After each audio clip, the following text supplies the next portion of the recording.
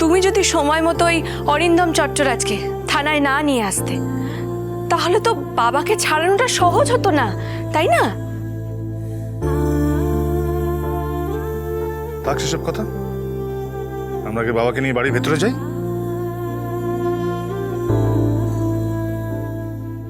চলো বাবা। আমি এখানেই থাকবো।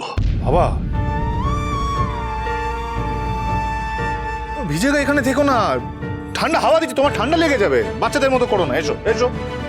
দেখ বাবা বাবা বাবা প্লিজ ভেতরে চলো, আর রাগ করে থেকো না, প্লিজ প্লিজ প্লিজ। বাবা বাবা আমি জানি আমার বলার কিছু মুখ নেই, তাও বলছি প্লিজ তুমি বাড়ির ভেতরে চলো প্লিজ। প্লিজ।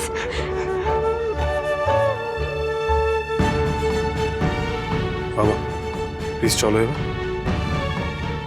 না, আমি একটু বাগানে বসবো। কি বলছো তুমি? ঠান্ডা লেগে যাবে তো।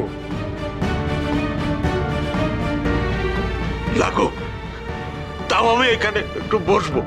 বাবা আচ্ছা আচ্ছা আচ্ছা ঠিক আছে, তুমি এখানেই বসবে। এসো এসো, বসো বসো।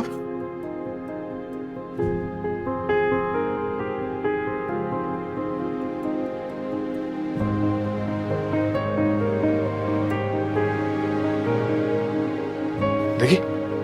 আরে আরে বেচারা বাবা,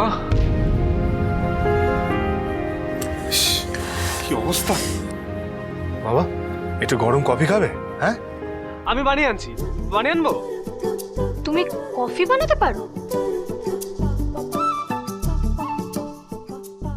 হ্যাঁ মানে খাইয়ে কাকুর গা গরম করার মতো কফি বানাতে পারি। ও এই ব্যাপার, তাহলে আমিও ভালো কফি বানাতে পারি। হ্যাঁ খাবে, খাবে তো, খাবে তো। হ্যাঁ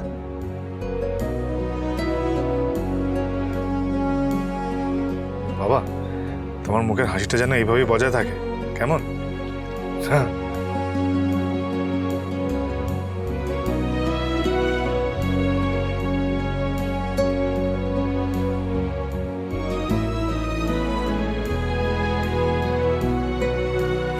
এই নাও মিষ্টি মাথা গরম। হ্যাঁ দাও তো, দাও তো। কি করছো বলো তো তুমি? হ্যাঁ ঠান্ডা লাগছে তোমার? ঠান্ডা লাগছে তো? এত করে বলেছিলাম। আমাকে দিন, আমি মুছিয়ে দিই। আমি মুছে দেবো মা।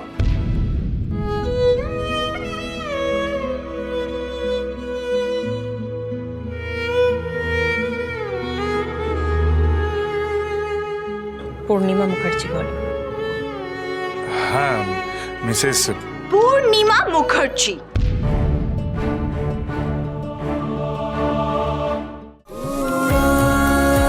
উড়ান সোম থেকে রবি প্রতিদিন রাত ৮টায় স্টার জলসায় ও ডিজনি প্লাস হটস্টারে।